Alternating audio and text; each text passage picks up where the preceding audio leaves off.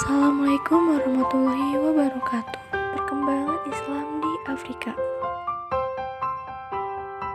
Islam datang pertama kali ke Afrika pada saat hijrahnya orang-orang Islam dari Mekah atas perintah Nabi Muhammad SAW pada tahun 615.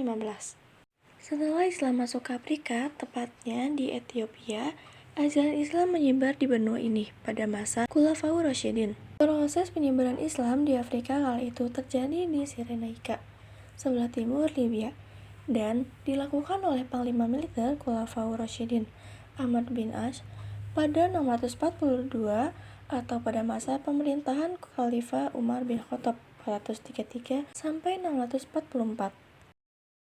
Setelah itu, Islam menyebar ke seluruh Afrika Barat melalui pedagang, cendekiawan, dan misionaris melalui cara damai. Dengan cara ini, Islam menyebar ke seluruh dan sekitar Gurun Sahara. Pada era dinasti Umayyah, tepatnya pada masa pemerintahan Khalifah Al-Wahid 705 hingga 715.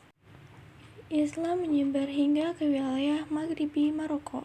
Setelah dinasti Umayyah runtuh dan digantikan Bani Abbasiyah yang menguasai wilayah Afrika. Dinasti ini fokus pada pengembangan dan pembangunan peradaban Islam di sana.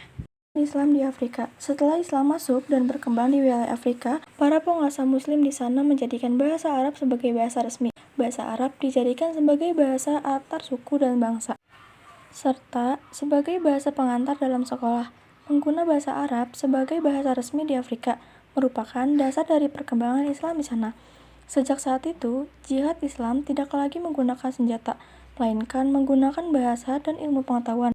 Di bidang administrasi, kehadiran Islam di Afrika memberikan sumbangan besar bagi sistem pemerintahan. Salah satunya terlihat pada dinasti Fatimiyah yang menggunakan Sultan Khalifah sebagai kepala pemerintahan dalam urusan dunia maupun keagamaan. Masuknya Islam di Afrika membuat bidang ilmu pengetahuan berkembang dan membawa kegemilangan dalam membangun peradaban. Selain itu, arsitektur dan bangunan di Afrika juga berkembang setelah masuknya pengaruh agama Islam. Perkembangan ilmu pengetahuan di Afrika dibuktikan dengan berkembangnya kota Kairo di Mesir pada era dinasti Fatimiyah. Kota Kairo disulap oleh pemerintah dinasti Fatimiyah menjadi pusat pengembangan keilmuan dan intelektual Islam. Salah satu peninggalan dari dinasti Fatimiyah yang masih eksis hingga saat ini adalah Universitas Al-Azhar di Kairo.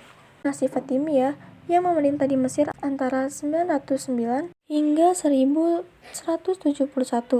merupakan negara yang sangat memperhatikan perkembangan keilmuan. Bahkan, pemerintah Fatimiyah mendirikan beberapa lembaga pendidikan dan memberikan subsidi yang besar setiap bulannya untuk pengembangan keilmuan. Selain itu, kemajuan ilmu pengetahuan era dinasti Fatimiyah di Afrika berhasil melahirkan beberapa ilmuwan Muslim. Beberapa ilmuwan tersebut adalah Muhammad Al-Timin, fisikawan, Al-Kindi, ahli sejarah, Ali bin Yunus, pakar astronomi, dan Ali Al-Hasabin Al-Khaitani, pakar optik. Kurang lebihnya mohon maaf. Wassalamualaikum warahmatullahi wabarakatuh.